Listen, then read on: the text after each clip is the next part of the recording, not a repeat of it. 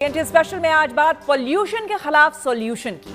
भागदौड़ की जिंदगी में पॉल्यूशन भी एक बड़ी प्रॉब्लम बनकर सामने आई है और पॉल्यूशन के खिलाफ आपकी जंग रोजमर्रा की जिंदगी का हिस्सा हो गई है। अगर बात दिल्ली एनसीआर की करें तो प्रदूषण ने सारे रिकॉर्ड तोड़ दिए हैं, लेकिन अब प्रदूषण छोटे शहरों की भी समस्या बनती चली जा रही है। उत्तराखंड, जिसे स्वच्छ हवा और शांत वातावरण के लिए जाना जाता है, वहां भी वायु गुणवत्ता लगातार बिगड़ती जा रही है। देहरादून में एयर क्वालिटी इंडेक्स 246 दर्ज किया गया है, जबकि पिछले 24 घंटे का औसत AQI 300 के पास रहा है, जो कि खराब है और बहुत खराब श्रेणी में आता है। इस स्तर की प्रदूषित हवा से दमा, हृदय रोग से पीड़ित लोगों, बच्चों और बुजुर्गों को सांस लेने में परेशानी हो सकती है। ऐसे मुश्किल हालात में बढ़ते पॉल्यूशन की वजह समझने के साथ उसके समाधान पर भी खास ध्यान देने की जरूरत है। इसी समस्या की बारीकियों को लेकर है हमारा आज का शो, पॉल्यूशन का धुरंधर सॉल्यूशन। दिल्ली एनसीआर में प्रदूषण का स्तर लगातार बढ़ रहा है। एयर क्वालिटी इंडेक्स कई जगहों पर 500 के पार पहुंच चुका है। आज हम बात करेंगे बढ़ते पॉल्यूशन के सॉल्यूशन की, जिसके लिए गुड न्यूज टुडे की कोशिशें जारी है, लेकिन प्रदूषण के स्थायी समाधान के लिए बड़ी कोशिश की दरकार है। यह समझना जरूरी है कि प्रदूषण के खिलाफ ये साझी जंग है। दिल्ली की हवा को गुड बनाना है, प्रदूषण के खिलाफ जागरूकता लाना है। पॉल्यूशन का सॉल्यूशन तभी मिलेगा जब हम सभी इस मिशन में भागीदारी निभाएंगे, तभी मिलकर प्रदूषण को हरा पाएंगे।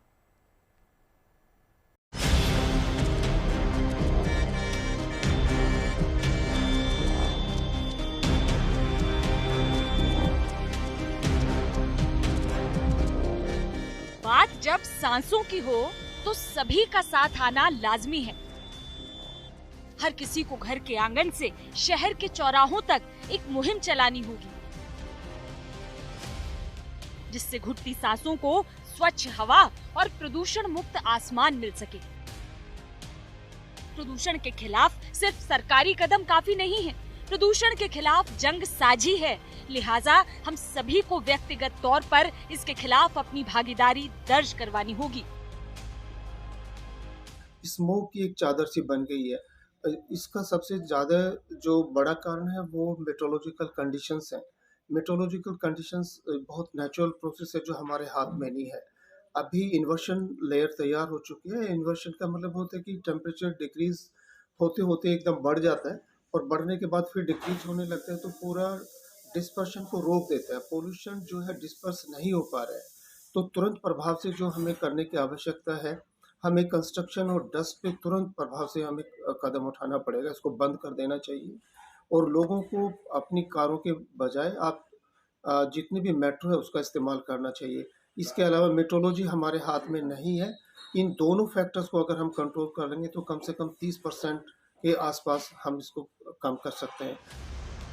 उत्तर भारत में सर्दी भी जोर पकड़ रही है, लेकिन अब वायु प्रदूषण और धुंध से राहत की उम्मीदें हवा के मौसमी रुख पर टिकी हैं।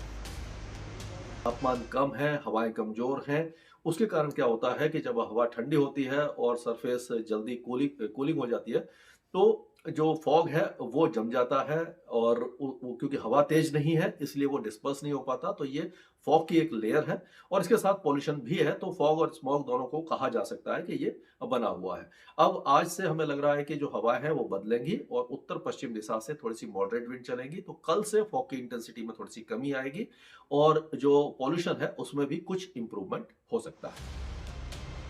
बढ़ते प्रदूषण का सीधा असर लोगों की सेहत पर होता है, लिहाजा डॉक्टरों ने लोगों को जरूरी होने पर ही घर से बाहर निकलने, मास्क लगाने, साथ ही संतुलित और पौष्टिक आहार लेने की सलाह दी है। कोशिश करिए कि एटलीस्ट हल्के मास्क तो लीजिए, जिससे कि बड़े वाले पोल्यूटेंट्स तो आपके नहीं जाएंगे, है ना। और जो भी आपने अगर आउटडोर एक्टिविटी करनी है, एक्सरसाइजेज वगैरह करनी है, अगर पॉसिबल है आपके लिए, तो आप अपने घर के अंदर कोशिश करिए, योगा करिए, ब्रीदिंग एक्सरसाइजेस करिए।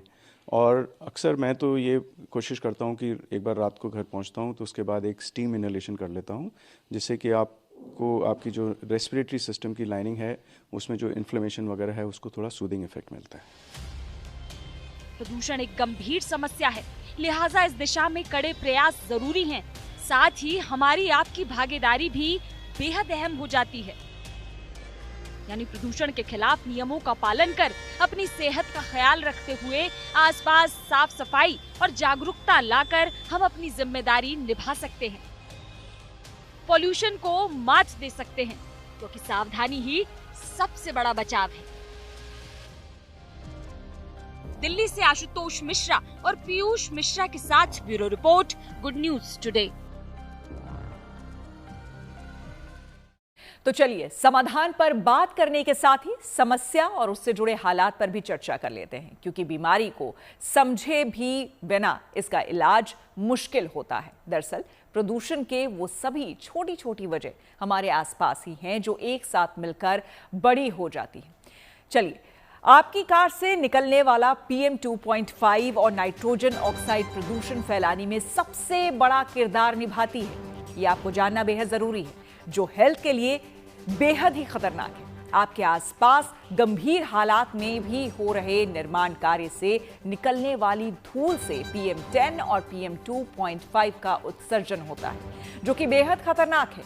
वहीं औद्योगिक उत्सर्जन से भी प्रदूषण को बढ़ावा मिलता है। खुले में कचरा जलाना, जिसे आप बेहद आम सी बात समझते हैं, वो भी प्रदूषण का बड़ा साथी है। इसके साथ ही कोयला, लकड़ी और उपले जलाने से बायोमास के रूप में निकलने वाला कचरा प्रदूषण फैलाने में अहम रोल निभाता है।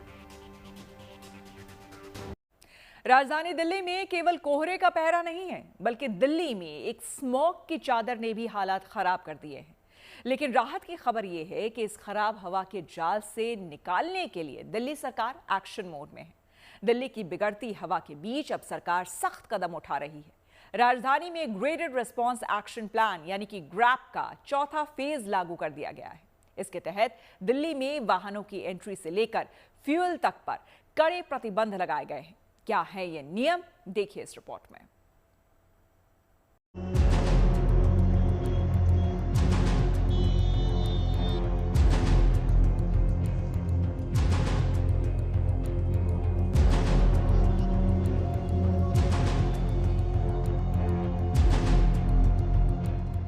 प्रदूषण के खिलाफ यूं तो पूरे देश में कड़ी जंग की जरूरत है, लेकिन राजधानी दिल्ली में ये चुनौती कुछ ज्यादा ही बड़ी हो गई है। ऐसे में यहाँ पर प्रदेश सरकार की ओर से फौरी राहत के लिए कुछ सख्त और अहम कदम उठाए गए हैं। दिल्ली में BS6 की गाड़ियों को आने की इजाजत दी गई है। इतना ही नहीं, इस नियम के सख्ती से अनुपालन के लिए 580 पुलिसकर्मियों की तैनाती भी की गई। इसके साथ ही गाड़ियों की जांच के लिए 126 चेक पॉइंट्स बनाए गए हैं। दिल्ली में निर्माण सामग्री ले जाने वाली गाड़ियों पर भी फिलहाल बैन लगा दिया गया है।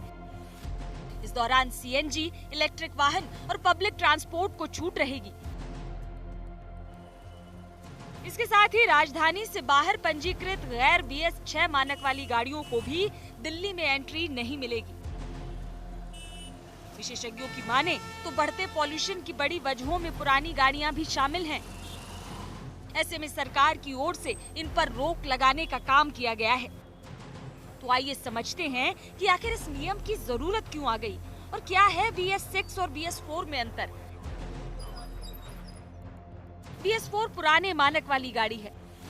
इन गाड़ियों से ज्यादा धुआं निकलता है, जो पर्यावरण के लिए खतरनाक है। मार्च 2017 तक बेची गई गाड़ियां इनमें शामिल हैं। वहीं दूसरी ओर BS6 गाड़ियों के मानक का सबसे लेटेस्ट वर्जन है। ये गाड़ियां सख्त प्रदूषण मानकों का पूरी तरह पालन करती हैं, जिससे पर्यावरण को नुकसान कम पहुंचता है। इन उपायों के अलावा दिल्ली सरकार ने सड़कों पर पानी का छिड़काव, वर्क फ्रॉम होम, स्कूलों में छुट्टी, समय का बदलाव और घर से पढ़ाई जैसे उपायों को भी अपनाया है। लेकिन प्रदूषण के खिलाफ सरकार की जंग में जनता को भी पूरा साथ देने की जरूरत है, तभी ये मुहिम पूरी हो सकेगी। Bureau report, good news today. प्रदूषण के खिलाफ जंग में जब तक आम आदमी की भागीदारी ना हो, तब तक पॉल्यूशन का सॉल्यूशन नहीं निकल सकता। न सिर्फ हमें बढ़ते प्रदूषण से बचने के लिए सावधानियां बरतनी चाहिए, बल्कि इसका स्थायी समाधान कैसे हो, इसके लिए भी प्रयासरत रहना चाहिए। निजी वाहनों की जगह हमें पब्लिक ट्रांसपोर्ट का इस्तेमाल करना चाहिए।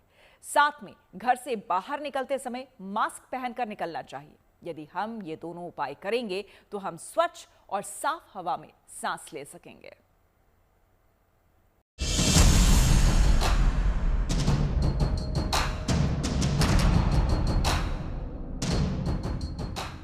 सर्दियों के दौरान पीक स्तर पर पहुंचने वाले वायु प्रदूषण से बचने में आपकी छोटी सी सावधानी बड़ी कारगर हो सकती है। बस आपको प्रदूषण बढ़ने के दौरान इन पहलुओं पर नजर रखनी चाहिए। किसी भी समस्या से निपटने का पहला कदम उसे समझना। इसलिए अपने इलाके में वायु गुणवत्ता सूचकांक की निगरानी शुरू करें, और ये इसलिए जरूरी है क्योंकि सभी दिन एक जैसे नहीं होते। जिन दिनों AQI का स्तर 200 या उससे भी ज्यादा हो, उस दिन बाहरी गतिविधियां कम रखें। हमें अक्सर लगता है कि घर के अंदर की हवा बाहर की हवा से ज्यादा साफ नहीं होती। धूल, खाना पकाने का धुआं और यहाँ तक कि फर्नीचर भी घर के अंदर प्रदूषण बढ़ा सकते हैं। एक अच्छे एयर प्यूरिफायर के इस्तेमाल से हवा की गुणवत्ता में काफी सुधार हो सकता है।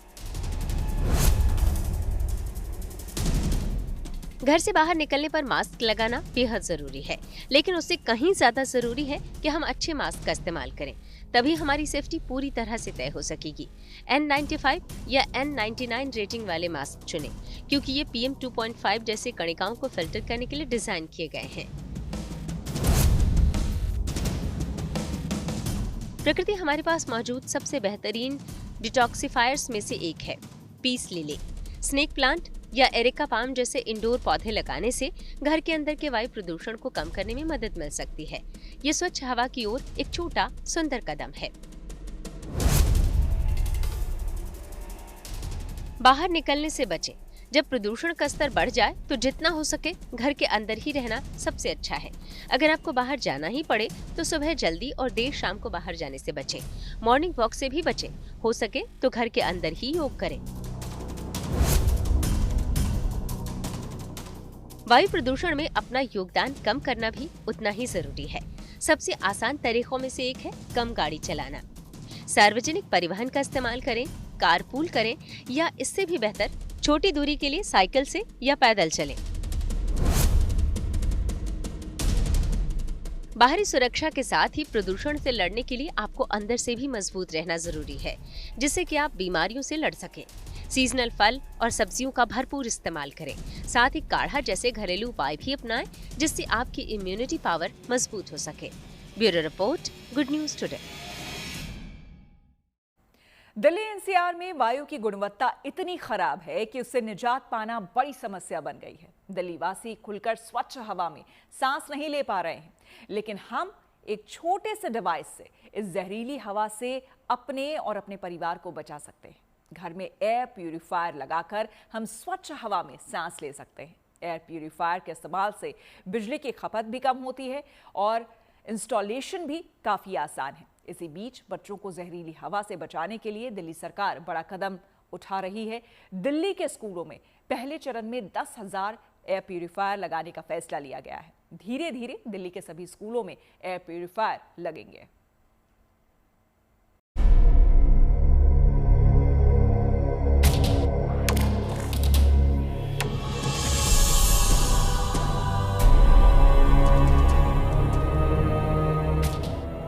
अच्छी हेल्थ के लिए जितना जरूरी पौष्टिक खाना है, उतना ही जरूरी साफ हवा।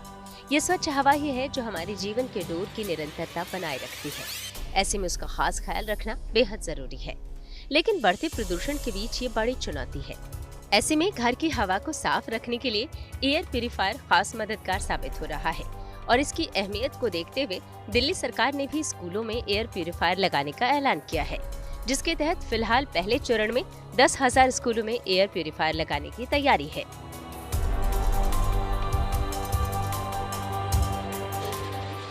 अगर आप अस्थमा, COPD या सांस संबंधी बीमारियों से पीड़ित हैं, तो आपके लिए एयर प्यूरिफायर खरीदने की सलाह हर कोई देगा।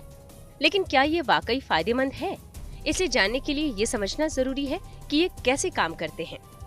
जब कमरे की हवा एयर प्यूरिफायर में प्रवेश करती है तो वो अंदर लगे फिल्टर से होकर गुजरती है। ये फिल्टर धूल जैसे हवा में मौजूद प्रदूषकों को पकड़ लेते हैं और फिर साफ हवा को कमरे में वापस छोड़ देते हैं। कुछ प्यूरिफायर विशिष्ट प्रकार के प्रदूषकों को हटाने के लिए डिजाइन किए गए हैं, जबकि अन्य गैसों को हटाते हैं। अगर इनके फायदे की बात करें तो कंपनियां दावा करती हैं कि एयर प्यूरिफायर आपको बेहतर सांस लेने में मदद कर सकते हैं, हवा में फैलने वाले वायरस से बचा सकते हैं, नींद और त्वचा को बेहतर बना सकते हैं। एयर प्यूरिफायर खरीदने से पहले आपको कुछ खास बातों को भी ध्यान में रखना चाहिए। एयर प्यूरिफायर खरीदते वक्त आपको अपनी जरूरत का खास ख्याल रखना चाहिए। ऐसा यूनिट ढूंढें जो घर के एरिया के अनुसार हो। अगर संभव हो तो वेरीफाइड मार्क वाले उपकरण ही खरीदें। इसके साथ ही अगर आप अपने घर की हवा की गुणवत्ता में सुधार करना चाहते हैं तो सिर्फ एयर प्यूरिफायर पर ही निर्भर न रहें। इन कदमों को अपनाकर आप और आपका परिवार आसानी से सांस ले सकते हैं। अपने तकियों और गद्दों को एलर्जी रोधी कवर से ढक दें।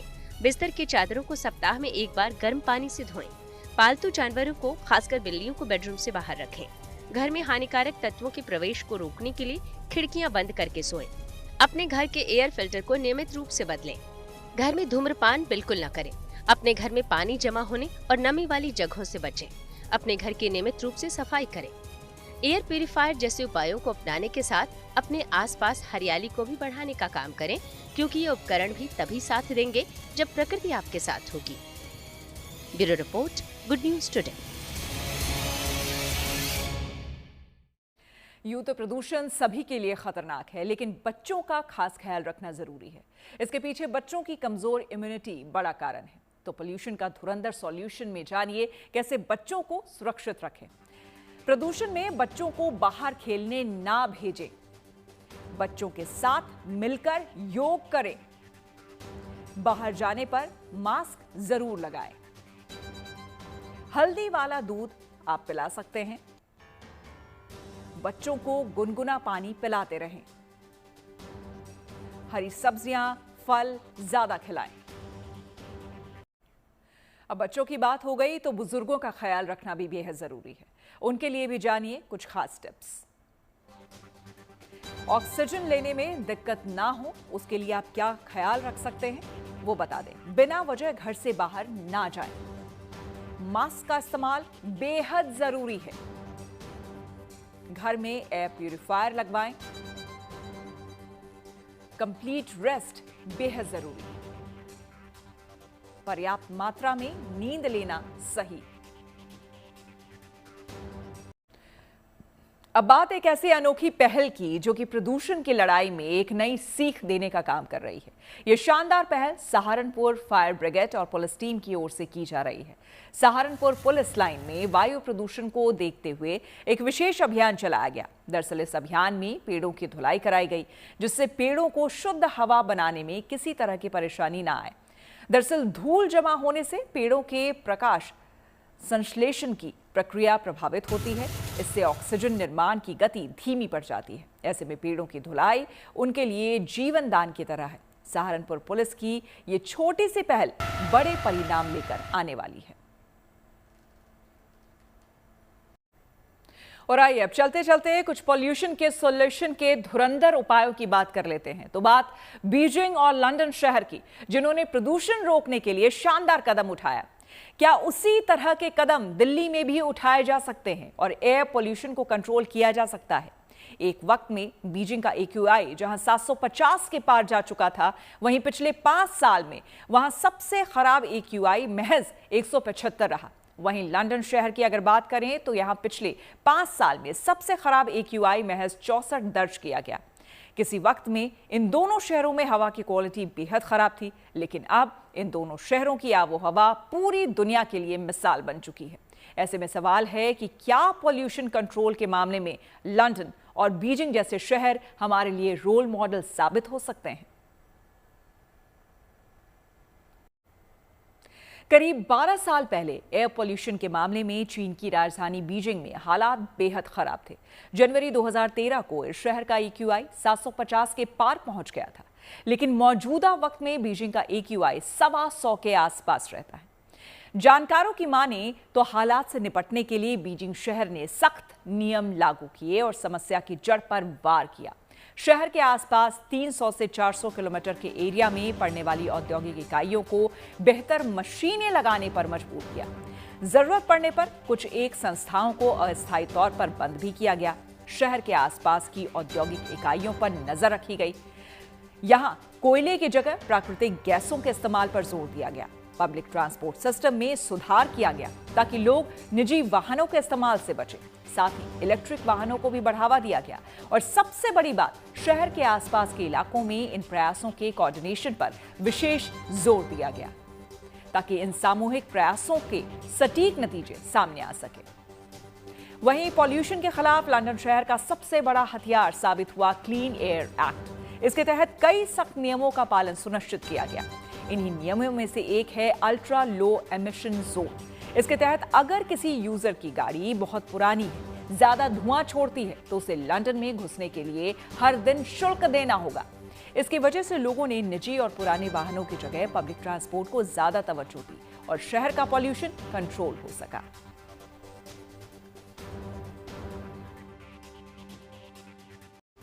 इसी के साथ GNT स्पेशल में मेरे यानी कि श्वेता झा के साथ फिलहाल इतना ही। देश दुनिया के तमाम पॉजिटिव खबरों के लिए देखते रहिए गुड न्यूज टुडे।